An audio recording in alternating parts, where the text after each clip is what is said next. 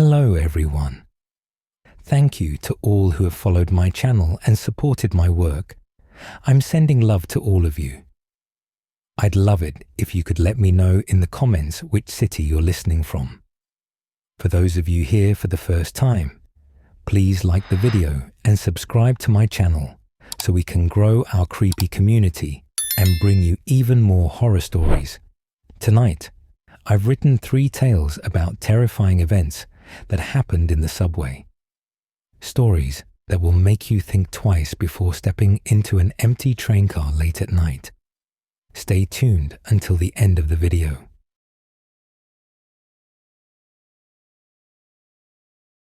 The subway car rattles through the dark tunnel, each light that flashes past marking another second of this endless 2 a.m. ride. The car is empty, except for me and the man in the suit. We're sitting on those bench seats that face each other. You know the ones where you're forced to either make awkward eye contact or pretend to be deeply fascinated by something on your shoes. He looks out of place in this late-night train. Crisp charcoal suit without a wrinkle. Silver tie clip catching the fluorescent glare. Leather shoes polished to mirror shine. The rhythmic clatter of wheels on tracks makes the metal handrails vibrate. But he sits perfectly still, hands folded in his lap, staring straight ahead. I can feel the weight of his presence across from me, like a static charge building in the air. The tunnel lights strobe past faster and faster, making everything feel slightly unreal. That's when he moves. One moment, his hands are folded in his lap. The next, he's holding what looks like a gun. The metal has the same dull sheen as his tie clip. He raises it with mechanical precision and points it directly at my face. The barrel looks impossibly dark against the flickering lights of the tunnel. My heart pounds in sync with the train's rhythm. I can't move, can't breathe, can't do anything but watch as his finger tightens on the trigger. Click. A small flame dances in the darkness of the barrel. He doesn't blink, doesn't smile, doesn't show any reaction at all. When the train screeches into the next station, he stands and walks out, smooth as machinery, leaving me alone with my hammering heart. I avoid the subway for 3 days, take buses, call cabs, walk when I have to. But in this city, you can't escape the subway forever. Eventually, you get pulled back down. It's 2 a.m. again when I step into the train car. The same fluorescent lights, the same rattling sound, the same empty seats, except for one.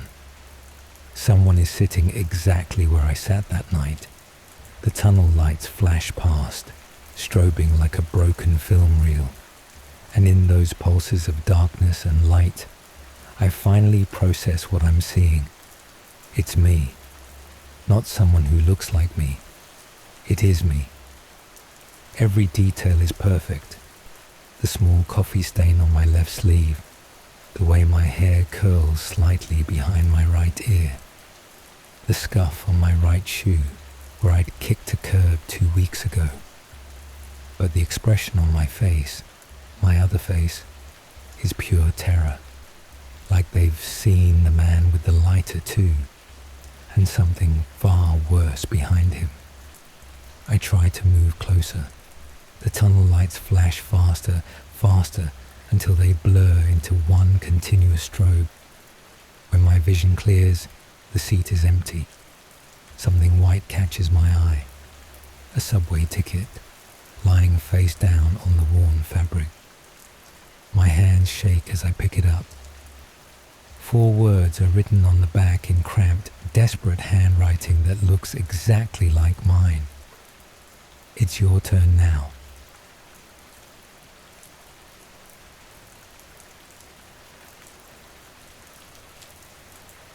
My phone showed 11:47 p.m. when I finally left the office. Another late night fixing bugs in our company's newest app. The price of being a junior developer in a startup that couldn't afford more experienced programmers. The October wind bit through my thin jacket as I trudged toward the subway station, dragging my feet with each step. I'd usually grab an Uber, but my bank account was screaming at me after splurging on my sister's wedding gift last weekend.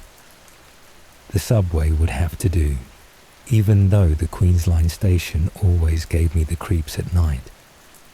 The fluorescent lights buzzed overhead like angry wasps as I swiped my MetroCard, their uneven glow casting weird shadows across the empty platform.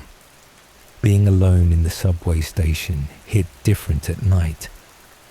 During rush hour, you're shoulder to shoulder with other commuters, everyone lost in their phones or podcasts. But at midnight, the emptiness feels like a vacuum, sucking away any sense of security you might have. My footsteps echoed off the grimy tiles, each sound bouncing back at me like some invisible entity was matching my pace. I kept checking my phone, partly to avoid looking at my reflection in the dark windows across the tracks, partly because the platform silence was getting under my skin. My sister had sent some photos from her honeymoon in Thailand. Lucky her, sipping cocktails on a beach, while I was stuck here in this underground tomb. The thought made me smile, though. At least someone in our family was living their best life after everything we'd been through with Mum's illness. The train's headlights finally pierced the tunnel's darkness, but something was off about them. They flickered erratically, like a dying flashlight, creating a strobe effect that made my eyes hurt. As the train screeched to a halt, I noticed most of the cars were dark, except for one that had those same seizure-inducing lights. Great, just great. The one working car probably had electrical issues, but it was either that or waiting another 30 minutes for the next train, and I had an early meeting tomorrow. Besides, I'd grown up taking the subway. What's the worst that could happen in the 15 minutes it'd take to get home? The doors slid open with a hiss that sounded more like a whisper. The flickering lights made the empty car look like something from a cheap horror game, the kind I used to play in high school when I thought I was too cool to be scared. Funny how those games don't seem so stupid anymore when you're actually standing in a scene that could have been ripped straight from one of them. I stepped inside, my shoes squeaking against the floor. The car smelled weird, like old books and something metallic. Nothing like the usual mix of fast food and body odor. That's when I noticed I wasn't alone. There was a kid sitting in the back of the car, maybe 8 or 9 years old. He was wearing this weird brown tweed suit that looked like something from an old black and white movie, complete with knee-high socks and shiny leather shoes. For a second, my brain tried to rationalize it. Maybe he was coming back from some school play or costume party. But at midnight, alone. I dropped into a seat near the doors, keeping one eye on the kid while pretending to scroll through my phone. The train lurched forward, and the lights continued their epileptic dance, making everything feel like a glitchy video. That's when the humming started. At first, it was barely audible over the train's rumble. Just a soft, continuous sound, like someone testing their voice. But there was something wrong with the pitch, something that made my skin crawl. It wasn't the kind of tune a kid would hum while playing games on their phone. It was older, like those creepy Gregorian chants my music history professor used to play in college. The humming grew louder. Through my phone screen, I could see the kid's reflection, his mouth completely still, not moving at all. But the sound kept building, like someone had planted speakers under every seat in the car.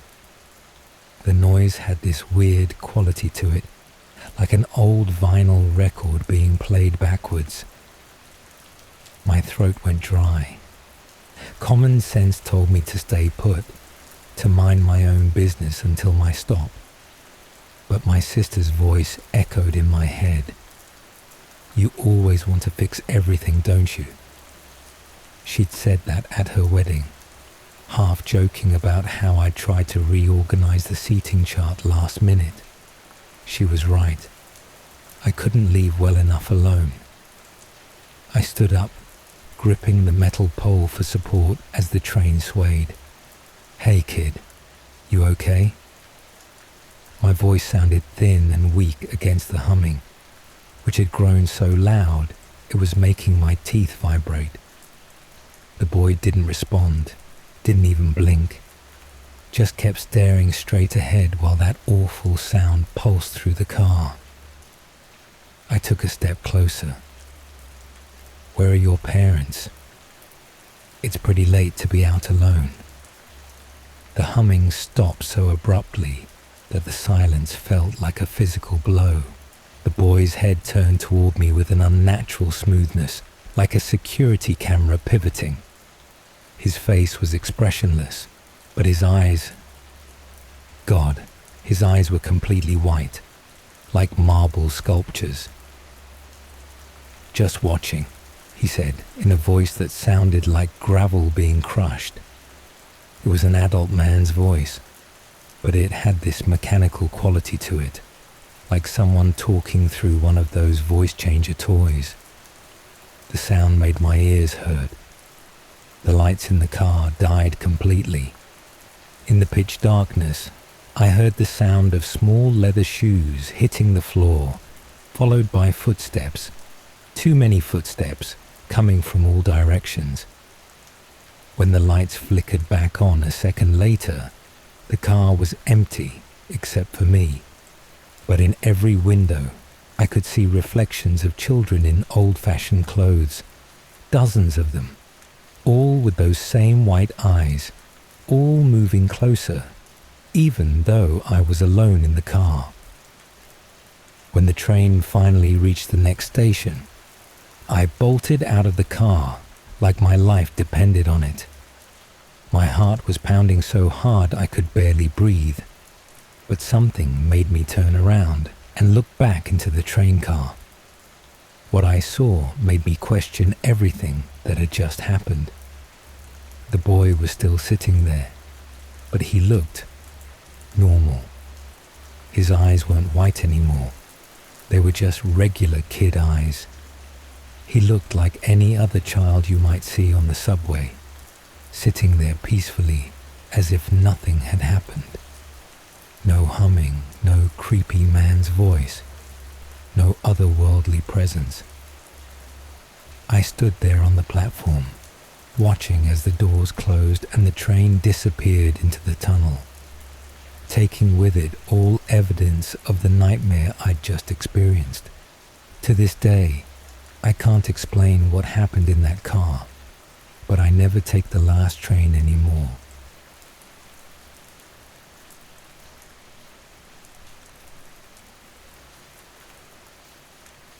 The fluorescent lights at Penn Station always seemed to drain the life from everything they touched. New York's largest transit hub was quieter than usual that evening. The late-night crowd thinned out to just a few stragglers waiting for their trains. The lights cast their sickly glow across empty benches and worn-out advertising posters, creating shadows that danced and shifted with each passing moment. I stood on platform 7, checking my phone. My conversation with James becoming background noise as I watched the time crawl toward 8:47 p.m. The first traces of smoke were almost beautiful in that artificial light. They rose in delicate spirals, catching the fluorescent glare and transforming it into something ethereal. I remember thinking it looked like special effects from one of those street performers who usually hang around Times Square, the ones who try to create magic out of thin air. But there was nothing magical about the acrid smell that followed. It cut through Penn Station's usual odors of hot dogs and damp concrete, carrying with it something that made my throat constrict, something that spoke of melting plastic and burning hair. I lowered my phone, James's voice fading to nothing as my eyes tracked the smoke to its source. Through the haze, 50 yards down the platform, past the Lear ticket machines, I saw her. She sat perfectly still on one of those metal benches, her form outlined in orange flames that seemed to consume her with an almost gentle persistence. The fire moved like it was alive, crawling across her clothing with purposeful determination. Movement caught my eye. A figure in grey, backing away from the bench with measured steps, not running, not panicking, just retreating, as if he was a painter stepping back to admire his canvas. The hood of his sweatshirt was pulled low, but I could see the bottom half of his face. My hands felt numb as I raised my phone. The camera app was still open from my interrupted video call. Through the screen, everything seemed less real, more distant, like watching a film instead of living a nightmare. I zoomed in, trying to capture every detail, telling myself this was important, this was evidence. That's when he turned. The smile that spread across his face wasn't manic or wild. It wasn't the grin of a madman or the smirk of a demon. It was serene, peaceful, like a man who had just completed a long-awaited task and found the result exactly to his satisfaction. He held my gaze through the lens for 3 endless seconds before turning away. His unhurried footsteps echoed across the platform as he disappeared into the maze of Penn Station's underground corridors. Behind him, the flames continued their feast. I've given my statement to the NYPD countless times, described every detail of those 3 minutes, provided the video that helped them identify and arrest him. They tell me I did everything right, that my evidence was crucial, that I should be proud. But in the deep hours of the night when sleep won't come, I'm haunted not by what I did, but by what I failed to do. I wonder if she was aware of what was happening, if she felt the heat, if she heard my footsteps on the platform and hoped for rescue that never came. Most of all, I wonder about that smile.